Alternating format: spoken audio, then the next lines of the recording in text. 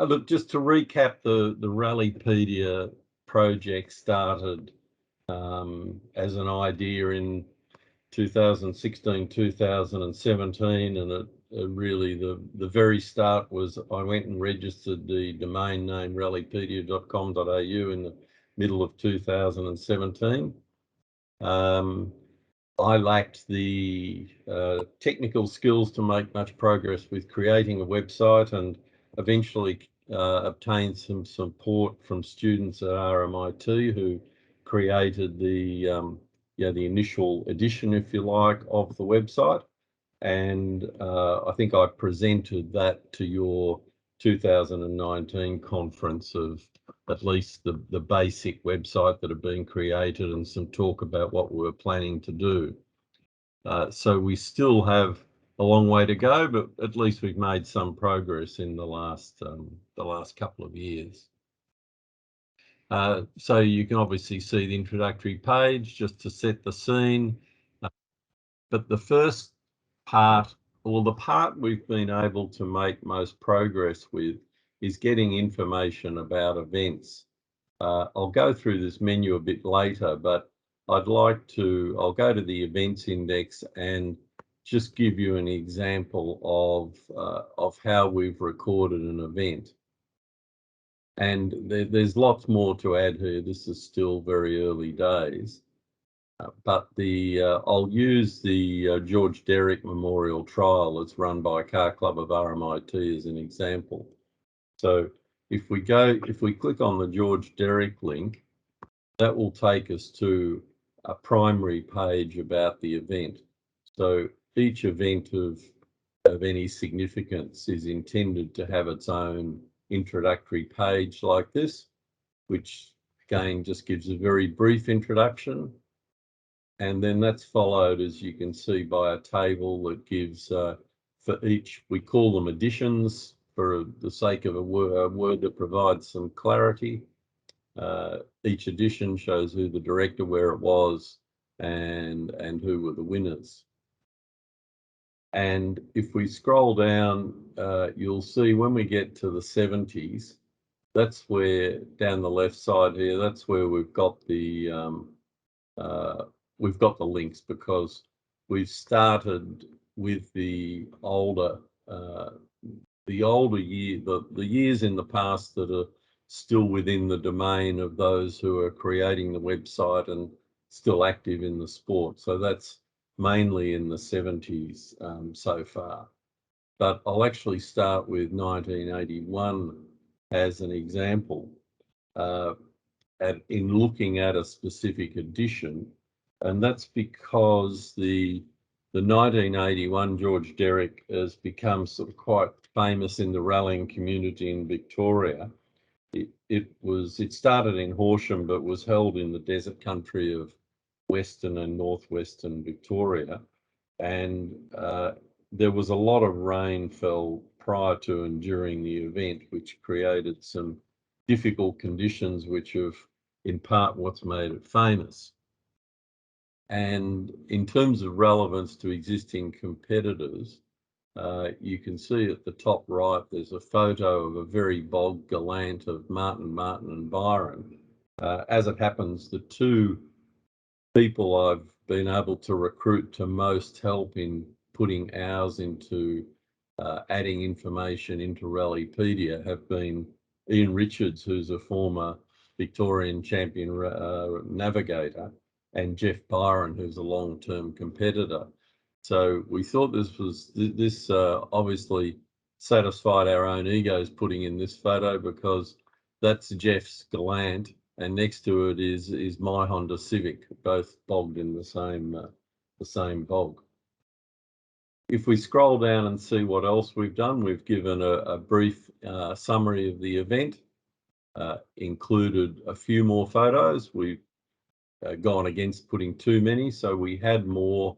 So this link to Richard Davies' photo essay gives an opportunity to see a lot more photos of the event. That's followed with the result entry list and results. And I said that's That's just the entry list because it's in car number order. And then we go down and we have the complete with typo in the name of the event, the original published results for the event that have got the stage by stage results and obviously the outright positions. And if we continue down, we've then documented who were the award winners in the event. We've provided a table of the competitive stages in the event, or the competitive and the touring stages in the event. So there's a summary of where it went. Following that, we have some links to further information. So there's you can get access to the route instructions and to maps of the event. And finally, under other event documents, there's 3 stories from competitors of their experience in the event. So this is an example of an event where we have quite a substantial amount of information. A lot of events have less, but obviously the page for an event edition can start off with a minimal amount of material and is easily expanded to take whatever is available. Now, I talked about we mainly had information for events. So if we go to the events menu, I just want to run through how we've structured that. So as you can see, we have current series, other current events, past series, and major past events. So under current series, we have Australian Championship, just covering the ones that have occurred in Victoria, the Victorian Championship and the Victorian Club Rally Series. Other current events, there's just 3 examples. One is obviously the Alpine Rally. The first edition of the Alpine was run by, I think, the RACV, or precursor of the RACV, in 1921. That we were intending in November, December this year for the HRA to hold the 100th anniversary Alpine Rally for normal rally cars rather than for older cars. I think the RACV was doing a version for that, but COVID has put paid to that, unfortunately. So the centenary event will be a year late. We also look at some past series and major past events. There were BP style events, round Australia trials, particularly to the extent they occurred in Victoria. Similarly for marathons, principally London to Sydney marathons, and a couple of the early Southern Cross rallies came into Victoria as well. As working from this menu, I'll go back to current series and let's have a look at what we've done with the Victorian Rally Championship.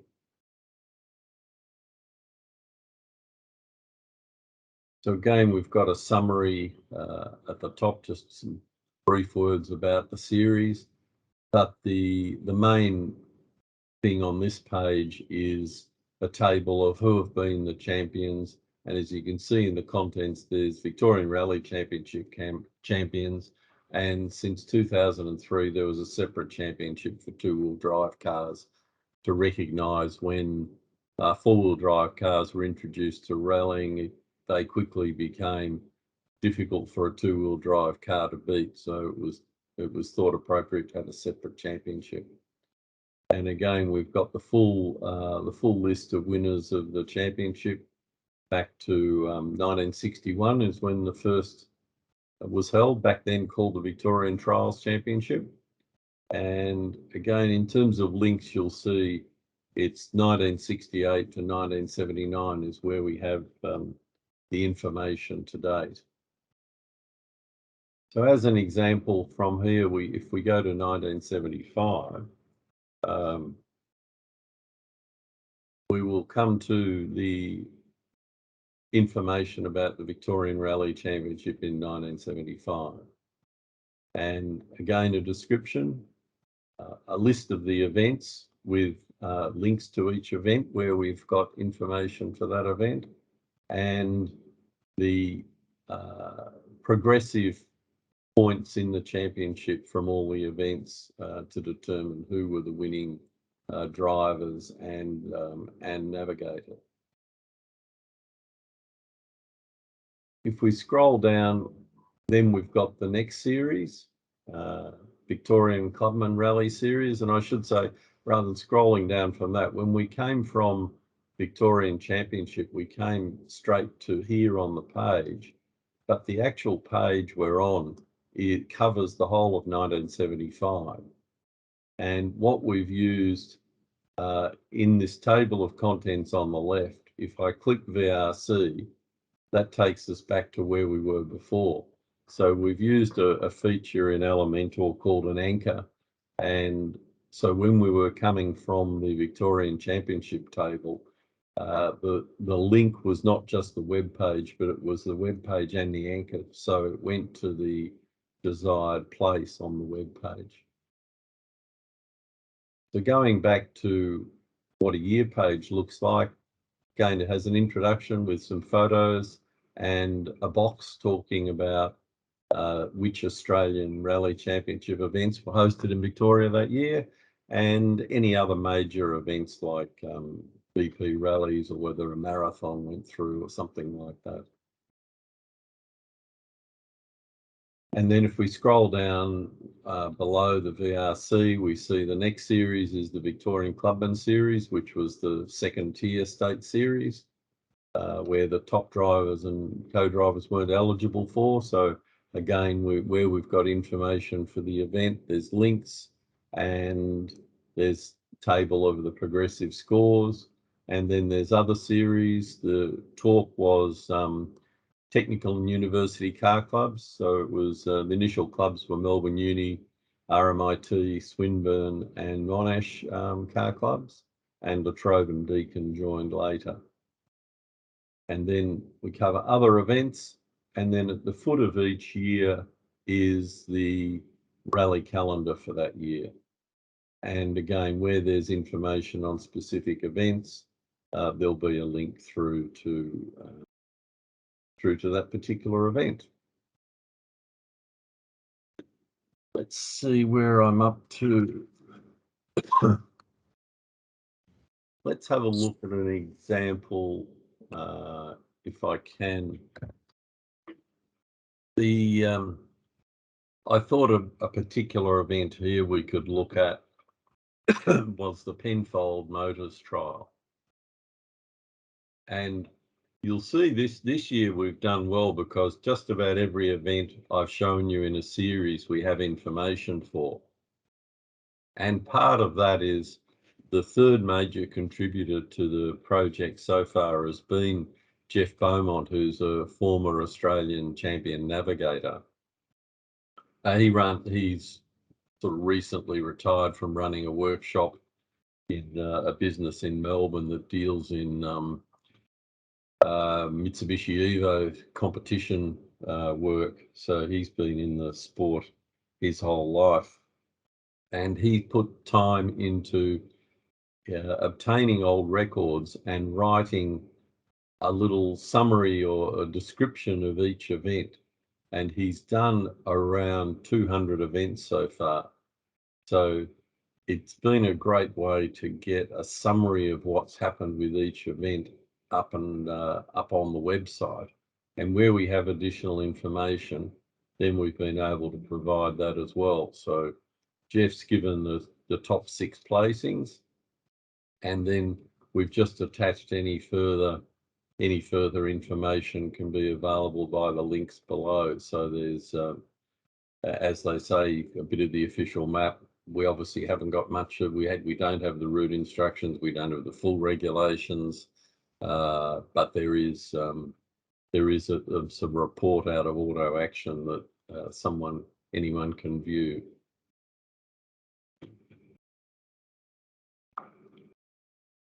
And if you want to go, you can use the table of contents to, if you're interested in the route, just to take you directly to the part on the page where you want to go. I'll now show you yet another way to get to an event, and that's via the years menu. So we've divided that up into decades, and we're looking at the 70s. So if we have a look at the 70s, we're taken to a summary page for that decade with obviously a photo of a car suitable for the age. We still need to do a bit of work on the justification of the photos, because the way the photos go into the website, that header line hides the top part of the photo. So we've got to do a bit of work to make it so the whole of the car is visible. But the decade page provides an opportunity to talk about the strategic and structural changes that occurred in the sport during that particular decade. And users also get the box that leads to each individual year during that decade. And if we go to 1978, we'll see a year page that's similar to what I showed you before.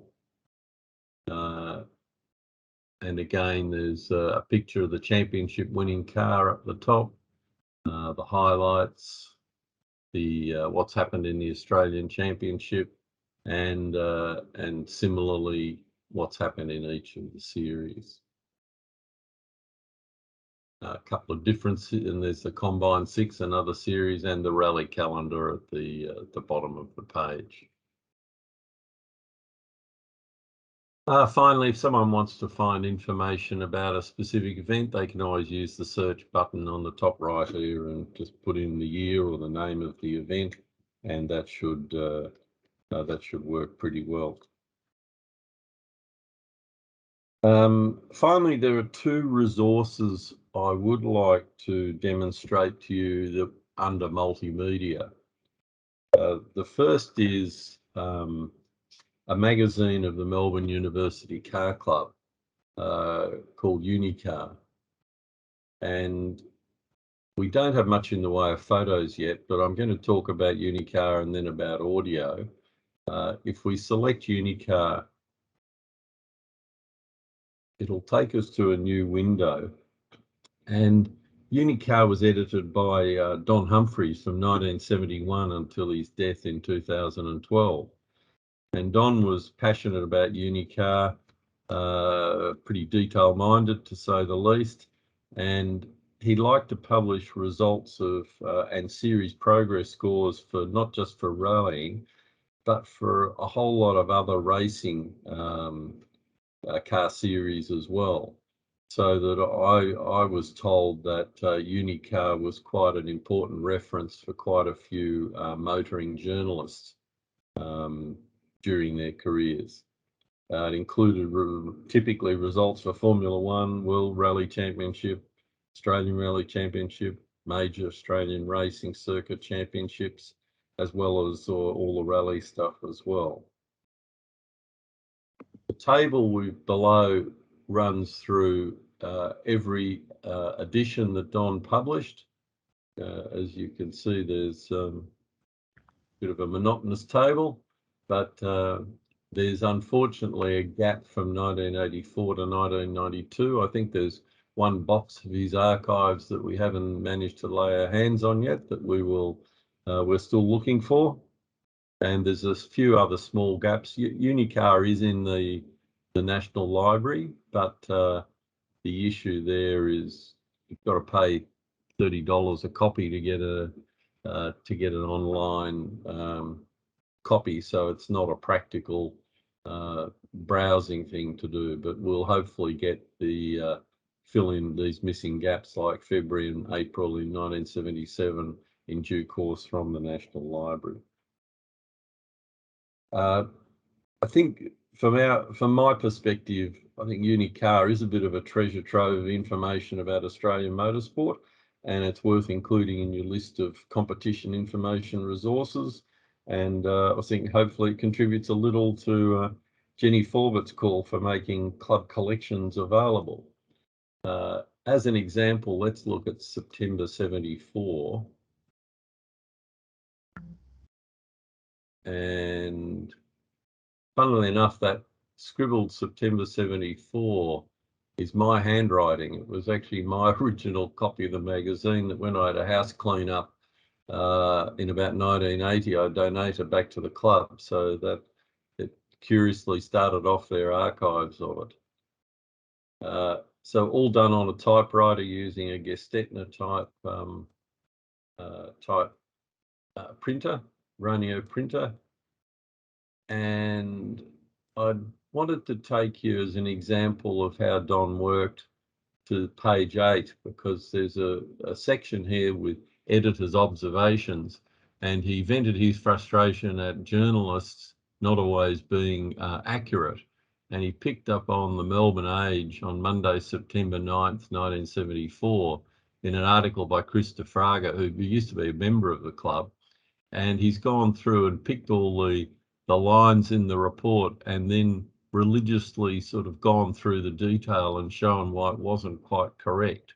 So, like Moffat never headed, actually didn't lead for the, he didn't get the lead until lap 2. And a few other bits and pieces, a few other examples like that. So Don was a detail-minded person. I think that assists in the potential for Unicar as a resource for people. Yeah. With the help of the AHA and Simon Owens, we got hold of some tapes from the family of Lox McGrath after he died, and he was the radio host of a motoring program on 3OW in the 50s and 60s. And I've had the tapes digitized and edited them. So we now have 3 of his sets of interviews from Round Australia trials in the 1950s. We have interviews from 4 different BP rallies in the 50s and 60s. We have an interview with Harry Firth after winning the Southern Cross in 1960. And we have some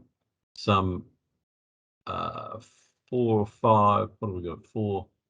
5 sets of interviews from mobile gas economy runs. And while they weren't rallies, they had rally people were often the competitors. So the AHA has or will get copies of all of these plus some other material. So I thought that was worth mentioning, saying thank you for the AHA's support.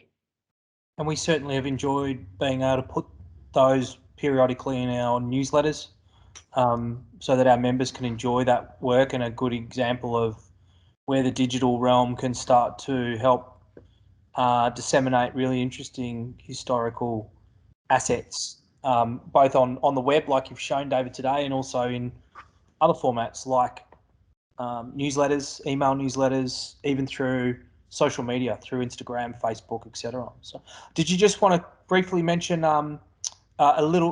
just a quick snippet on the organisation, so we, those who don't know who you are, can get that as well? The Historic Rally Association started maybe 30 odd years ago. It formed out of the ashes of the Light Car Club, because the Light Car Club went into liquidation because they borrowed a lot of money to develop, I think, World Endurance Championship race at Sandown, and then had the rug pulled from under them. So the Light Car Club had a strong rally presence. So the people out of that formed the Historic Rally Association. And the association has been pretty much focused on competition. It hasn't really collected archives, other than it has a magazine with typically is about 4 issues a year that have been published for about 20 years. That is in itself an excellent archive and available on the HRA website. But other than that, it's mainly been about competition, which is partly what inspired me to thinking that we really needed a repository for rally history. And while the HRA is providing some support for this, there is a bit of inter-club rivalry in the rally scene. So we probably the intention is to keep it even at a level above the HRA, to get all competitors involved in contributing and being part of the project. A bit like the races that you're covering, bit of competition, bit of rivalry going on there, but sounds like you're trying to navigate that in a meaningful and productive way. So it's Exactly. good. David, I've got a question I'd love to pose to you. To me, this looks amazing in terms of the development since I saw it last time. A lot more information. The repository's grown to seemingly be quite vast and provide people with, really easy access to vast amounts of information on the history of rallying, right? A whole lot of assets, a whole lot of information, easy to navigate, easy to get. There are obviously other risks with this kind of digitisation that we encounter. So, for instance, the other day the AHA's website dropped off because we've got to renew our website because we'd had basically a committee member move jobs. So, the website was basically taken down for a period of time, and we had to go and bring it back from the dead, and then we got it back up and running. But these are the new types of risks, I suppose, that we face with the digital realm. The other risks, for instance, are hacking and issues around security and other such issues. So, with all the positive sort of moves that have come with Rallypedia, what other sort of risks or barriers or challenges have you faced, apart from maybe getting it off the ground in the first place, not being an expert, as you described earlier, and getting RMIT's assistance? Is there anything else, any other sort of issues that you can highlight for us in this space? I think the main other issue, and the reality is I need to work harder on this. Let me I'll come back to me. I had to put my hat on. It's for my Alpine 2019 hat. Put my VW hat on for you. There you go, mate. Fine. Look, the main other thing, and it's up to me to stir this along, but is like what Jenny talked about with the library thing, is you need champions to actually put the time in and make it happen. So, I mean, Jeff Beaumont and Ian Richards and Jeff Byron have been fantastic, but it's a big job, and so it needs more champions. And I've started to recruit some, but I need to work harder at finding some more champions. And security is certainly an issue. I've installed two-factor authentication on the login process for this, so that's helped a lot in terms of reducing the number of the report each week that tells you how many people have tried to hack the site. It's reduced that substantially. Right. Yeah. And the other thing is that we have a person in the HRA who is quite expert. His work is websites, and he's created the HRA's own websites. And he's pointed out that, look, for what we've got so far, we've done a pretty credible job. But once we get to where the site is fully populated, it's the architecture might become a bit unwieldy. So unwieldy. So that to make it work smoothly, when it's got 10 times the amount of information it currently has, we might actually have to find some money and spend money on redoing the architecture behind the site. But it's working fine for the level it's at now. And the main challenge is, when you put information in, is thinking through what are all the possible links to that information and going and putting them in and keeping links current. That's a bit of a challenge. What is it built on, if you don't mind me asking? What is it, WordPress, or is it? It's a WordPress site. Yep. The main the theme behind it is I think it's called Oceans WP, which I don't really understand what the theme does. I think it's just you've got to have one. But the page building is all done in Elementor Pro. Yep. And I think that's worked. You have to pay for Pro, but I think that was a really good move to make. It gives you lots of flexibility and features. It's a good program. I think the good thing about having it on WordPress is you don't necessarily, based on the advice you've received, you won't necessarily need to move from WordPress, but you may need to build some more architecture within WordPress. And the good thing about WordPress is it does have a lot of flexibility to expand, contract, shift slightly, or reorient, whereas other platforms are a lot more constricted in how you can design new space, new functionality, and new robustness if you need that too. So Marcus? It's a very people-oriented exercise, and my mind works in different ways to most people, but it does occur to me that it's the kind of resource that it's almost like a family. It could be a family history resource when people are starting to track their people like me, who was ancient and competed in rallies with Bob Watson and Jimmy McAuliffe and Peter Haas in the 50s and early 60s, and including a second place in the Academus, driving an S4. It occurs to me that I didn't keep a thing, didn't keep anything from my rally days. I organised a number of rallies. I organised the first motor show rally in Victoria, and I didn't keep a thing. And there's no history of these. I mean, it took me a year to find out what actual year the very first motor show rally in Victoria was on, because the age wasn't on. Hadn't been digitized. Well, it'd been digitized, but it wasn't accessible through Trove at the time I was looking at it. So it's just that there are people like me are looking for information, because I can't remember what year I competed in what rally. So the point is, I don't know if there's any relationship between what you're doing with people related and organisations like Ancestry and the other kind of organisations. That's the kind of question. Others may have answers for it, but whether there's a factor of support or contribution or interest, I don't know. David, did you want to respond to that? I must, just before you do, I must note that Ancestry is now majority owned by Cambridge Analytica, that helped certain parties take over elections in other countries. Anyway, David McKenzie, a comment. I